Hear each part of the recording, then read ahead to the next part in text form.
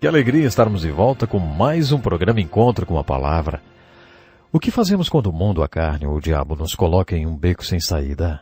O que acontece quando somos levados até o limite da nossa resistência?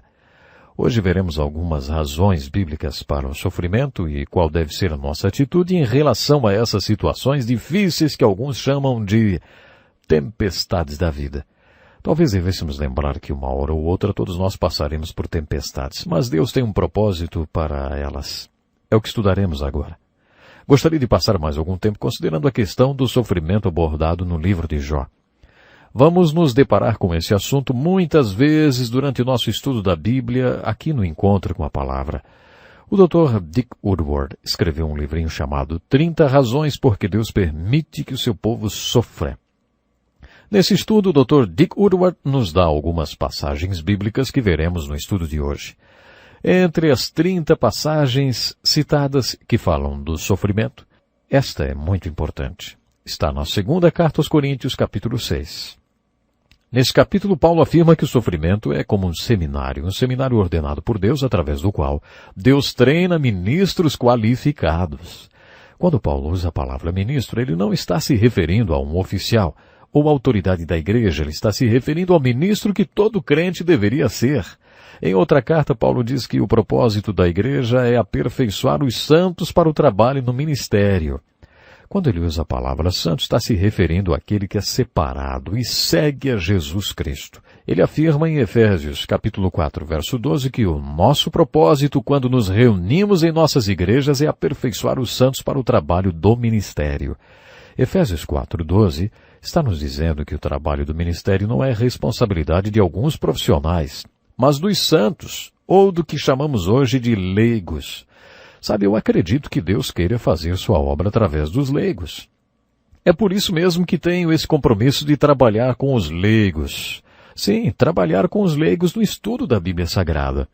Se leigos puderem desenvolver um conhecimento das Escrituras para fazer a obra de Deus, eles serão as pessoas que ele procura para realizá-la. Foi nesse contexto que Paulo usou a palavra ministério. Como é que você sabe que é um ministro? Paulo afirma que Deus usa o sofrimento para nos equipar para o ministério.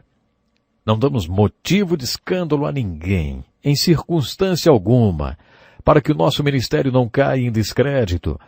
Ao contrário, como servos de Deus, recomendamo-nos de todas as formas, em muita perseverança, em sofrimento, privações e tristezas, em açoites, prisões e tumultos, em trabalhos árduos, noites sem dormir e jejuns. De acordo com Paulo, quando Deus quer nos tornar ministros, Ele permite que tempestades caiam sobre nossas vidas, porque é com esse tipo de experiência que você e eu provaremos que somos ministros de Jesus Cristo. De acordo com Paulo, a questão mais importante quando você se encontra no meio de uma tempestade é a sua resposta à situação. No versículo 6, Paulo ensina como reagir às pressões. Ele diz que devemos responder em pureza, conhecimento, paciência e bondade. Nos versículos 6 e 7, ele ensina onde conseguirmos os recursos espirituais para responder corretamente às pressões das provações. Ele diz assim, no Espírito Santo e no amor sincero, na palavra da verdade e no poder de Deus, com as armas da justiça, quer de ataque, quer de defesa. Nos versículos 8 a 10, ele diz qual é o resultado dessa resposta às tempestades da vida, usando esses recursos.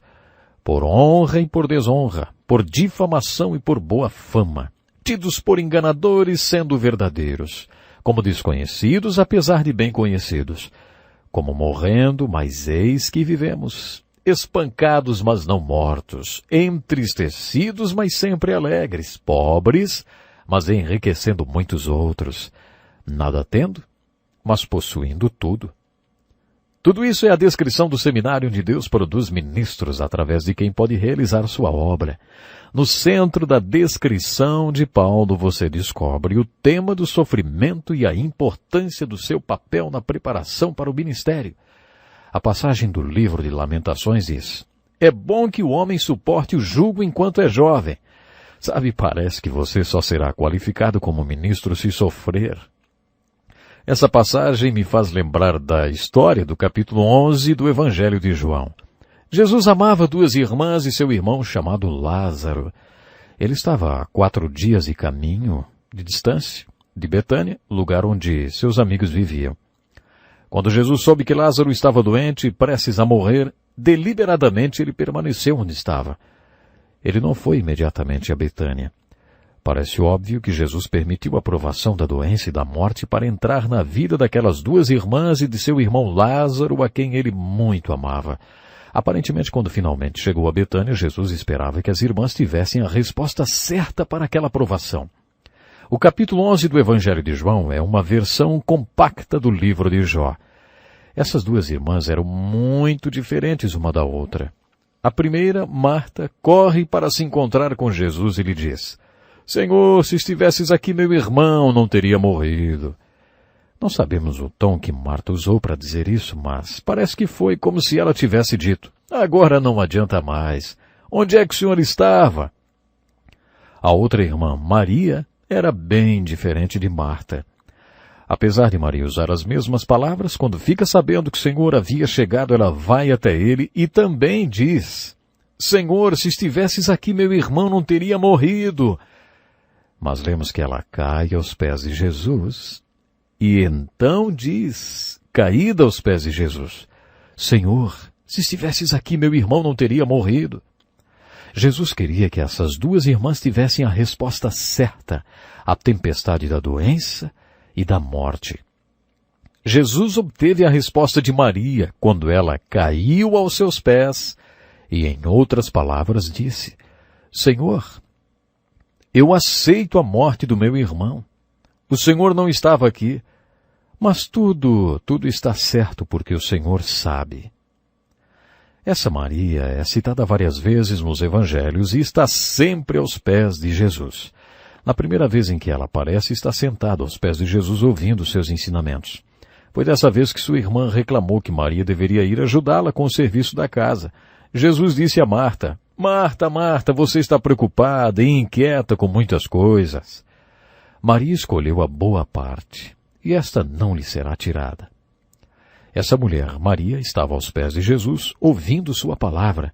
No texto da morte de Lázaro, ela está aos seus pés, aceitando sua vontade. No capítulo seguinte, o capítulo 12 do Evangelho de João, ela está aos pés do Senhor adorando-o. Para resumir o ensinamento do exemplo de Maria no Evangelho de João, capítulo 11, observamos primeiro que temos um problema e a resposta para ele. Nesse caso, o relacionamento certo com Jesus. O tipo certo de relacionamento com Jesus também é uma fonte que capacita Maria a responder corretamente à tempestade que enfrentava. Jesus resgata essas 2 irmãs da tempestade. Ele ressuscita Lázaro. Outro importante texto sobre sofrimento está no Velho Testamento, no livro de Isaías, capítulo 40, versículos 3 a 5. Isaías foi o profeta dos profetas. Você verá isso quando os estudarmos. De acordo com Jesus, João Batista foi o maior profeta que já existiu e ele pregava os sermões de Isaías. A maioria de nós pregadores usa grandes sermões de outros pregadores em nossas pregações, não é mesmo? Temos um precedente nesse plágio, já que João Batista pregava os sermões de Isaías e Jesus disse que ele era o maior pregador que já existiu. Muitos pastores me escrevem e dizem que estão usando minha mensagem. Bom, isso é maravilhoso. Louvado seja Deus por isso, porque para início de conversa, grande parte de tudo, não é meu. Bom, mas o grande sermão que João Batista pregava era o registrado no livro de Isaías, capítulo 40, versículos 3 a 5. Lucas, capítulo 3, versos 1 ao 6, descreve João Batista pregando o sermão de Isaías. Podemos fazer uma síntese desta mensagem. Quando você for construir uma estrada, faça 4 coisas. Primeiro, nivele os montes. Segundo, preencha os vales. Terceiro, alinhe os caminhos tortos. E quarto, aplane os caminhos esburacados. Aí então você terá uma estrada. Isaías e João pregaram da seguinte forma: Deus virá ao mundo algum dia e para isso precisará de uma estrada para rodar nela. Essa estrada é a vida do Messias. E sua vida é perfeita. Nessa vida perfeita, as montanhas do orgulho serão totalmente niveladas. Os vales na sua vida serão completamente preenchidos. O Messias será cheio do Espírito Santo 100% do tempo. Em sua perfeita vida, os caminhos tortos do pecado serão alinhados. O Messias tornará os caminhos esburacados em caminhos planos. Com isso, Deus terá uma estrada pela qual virá ao mundo. Tudo isso aconteceu quando Deus veio ao mundo através da perfeita vida de Jesus. João Batista iniciou o caminho de Jesus pregando: Ele está aqui está a estrada pela qual Deus virá ao mundo.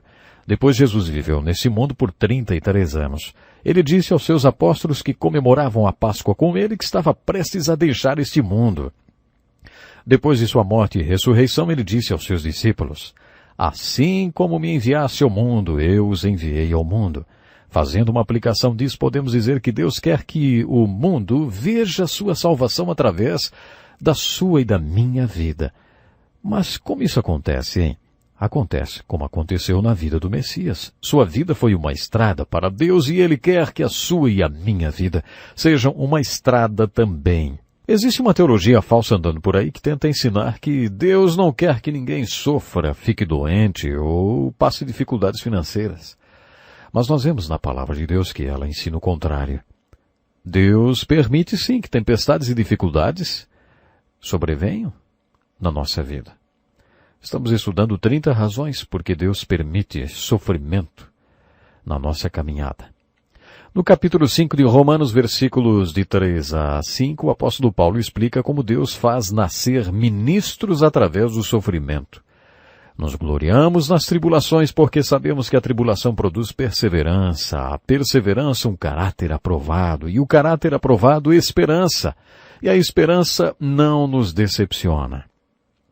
A seguir, Paulo diz que o caráter provado leva a confiança, a esperança. Essa confiança é muito importante porque quando chegamos a esse ponto sabemos que não fugiremos mais como João Marcos fez no livro de Atos, capítulo 15, dos versículos 37 a 40. Quando começarem a jogar pedras em você, você não vai correr, não. Em minhas visitas a missionários pelo mundo, tenho encontrado entre eles uma característica muito importante que é a perseverança. Será que você iria para um fim de mundo e ficaria lá por 15 ou 20 anos?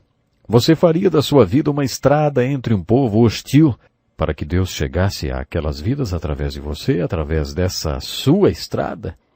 Para que isso seja realidade, uma das coisas que você mais precisa é a perseverança, a capacidade de continuar e continuar sempre.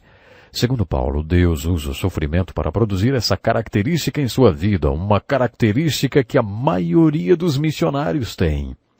Geralmente a palavra grega para perseverança é hupomone, composta das palavras em grego para tolerar e sob.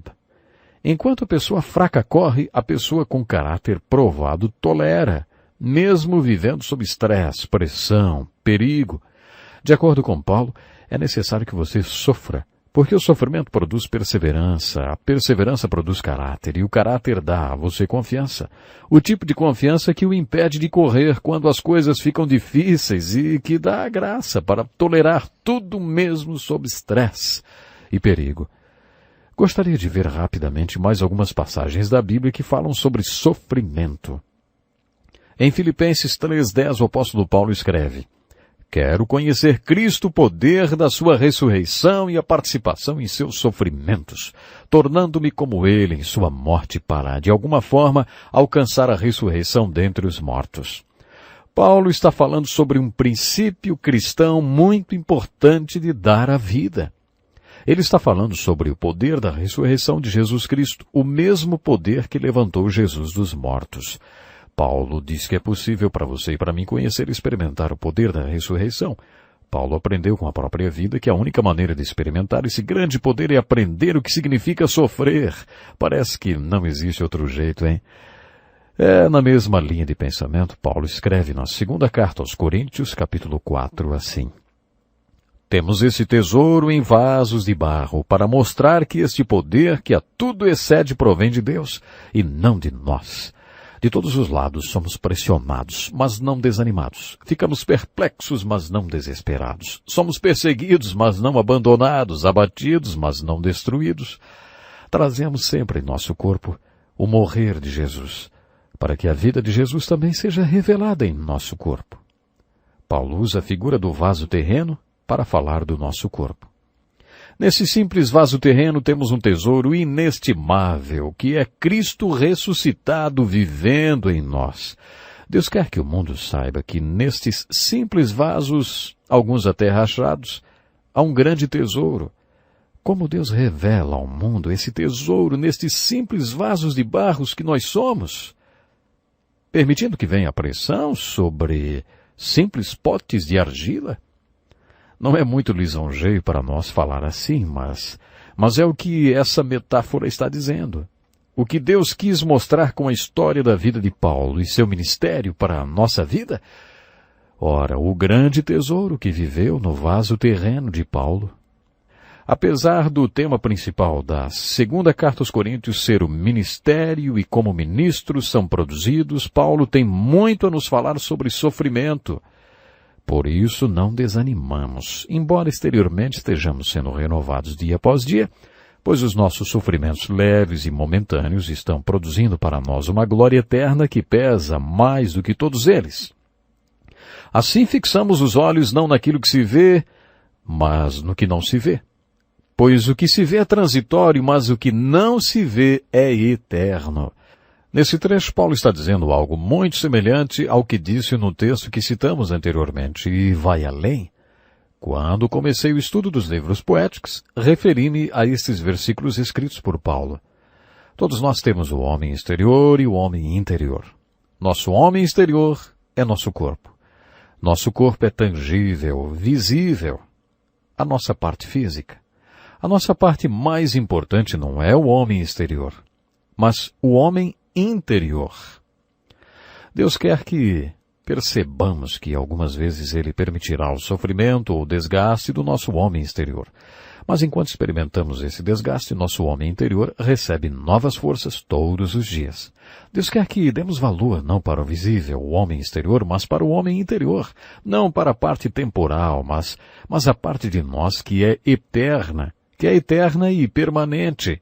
O autor do livro de Hebreus, no capítulo 12, vai um pouco mais além nesse pensamento e cita o profeta Ageu. Ainda uma vez abalarei não apenas a terra, mas também o céu. O autor de Hebreus afirma que quando Ageu diz que Deus abalará a terra, ele quis dizer que as coisas que são firmes serão abaladas. As palavras ainda mais uma vez indicam a remoção do que pode ser abalado, isso é, coisas criadas de forma que permaneça o que não pode ser abalado. Portanto, agora que estamos recebendo um reino inabalável, sejamos agradecidos e assim adoremos a Deus de modo aceitável, com reverência e temor. Com tudo isso, Deus está dizendo que as realidades espirituais são realidades eternas. O povo de Deus deve saber valorizar as realidades eternas. Permitindo o desgaste dos nossos corpos, do visível e temporal, Deus está tentando nos fazer ver que o mais importante é o invisível e eterno. Um dia Deus nos mostrará essa realidade, porque tudo que é tangível, material, físico e visível na terra será destruído. Ageu, o autor do livro de Hebreus, e também Pedro, na sua segunda carta, no capítulo 3, disseram a mesma coisa. Pedro escreveu, os céus desaparecerão com um grande estrondo, os elementos serão desfeitos pelo calor e a terra, e tudo que nela há será desnudada. Pedro está perguntando, qual deve ser sua atitude diante do fato de que tudo que é tangível será destruído? Será que vai sobrar alguma coisa? Você possui algo na sua vida que seja inabalável? Se você é um cristão que nasceu de novo, então você é parte de um reino e não pode ser abalado. Mas qual parte pode ser abalada e qual parte é inabalável? A parte material e tangível, essa pode ser abalada. A parte inabalável é a espiritual e intangível. O autor do livro de Hebreus aprofunda o assunto. Deus é fogo consumidor, o que significa que Deus quer queimar em nós tudo aquilo que é contrário à natureza dele. Através do sofrimento, nós experimentamos o fogo consumidor de Deus que queima tudo aquilo que é contrário à sua natureza. A natureza de Deus é essencialmente espiritual. Deus quer nos preparar para o estado eterno no qual existiremos com Ele para sempre. Em Gálatas, capítulo 6, versículos 7 e 8, Paulo dá uma explicação para o sofrimento que não gostamos de ouvir. Ele diz que às vezes nós mesmos trazemos sofrimentos para a nossa vida. Não se deixe enganar, ele fala, de Deus não se zomba, pois o que o homem semear, isso também ceifará. Quem semeia para a sua carne, da carne colherá destruição, mas quem semeia para o Espírito, do Espírito colherá a vida eterna. Paulo não escreveu essas palavras para os pecadores, mas para os crentes. Isso quer dizer que, como pessoas espirituais, podemos semear no jardim de nossas vidas coisas espirituais e colher vida. Ou podemos semear na carne e colher corrupção. Muitas vezes sofremos porque fazemos as escolhas erradas, porque pecamos. E há consequências para o pecado. Será que um crente sofre por causa de um pecado em sua vida? Claro que sim. Você não deve falar para uma pessoa que está sofrendo que a razão do seu sofrimento são as sementes erradas que ela plantou no jardim da sua vida. Pode até ser verdade. Mas como você sabe que essa é a verdadeira razão para o sofrimento daquela pessoa, pode haver várias razões. O sofrimento pode ser uma combinação de coisas que Deus está usando como ferramenta. Há outras passagens sobre o sofrimento. O apóstolo Paulo, por exemplo, disse aos Filipenses que o sofrimento é um privilégio, pois a vocês foi dado o privilégio de não apenas crer em Cristo, mas também de sofrer por Ele. De acordo com Jesus, sofrer é um privilégio seguido de uma recompensa. No Sermão da Montanha, Jesus ensinou: bem-aventurados serão vocês quando por minha causa os insultarem, os perseguirem e levantarem todo tipo de calúnia contra vocês. Alegrem-se e regozijem-se, porque grande é a sua recompensa nos céus. Muitos cristãos estão sofrendo hoje, porque o mundo odeia Cristo. Essas pessoas estão sofrendo porque proclamam sua fé em Cristo Jesus. Jesus previu o sofrimento. Ele disse que seria motivo para derramamento de sangue mais do que qualquer ideologia sobre a face da terra, porque o mundo odeia Jesus. Jesus prometeu uma bênção especial para os que estão sofrendo perseguição por causa do seu nome. Essas declarações de Jesus podem ser acrescentadas na lista das razões bíblicas para o sofrimento do povo de Deus. Nosso tempo está terminando, mas não deixe de estar conosco em mais um encontro com a palavra. Deus lhe abençoe. Este é um estudo escrito pelo Dr. Dick Woodward, na voz do pastor Edson Bruno. Até o nosso próximo encontro com a palavra.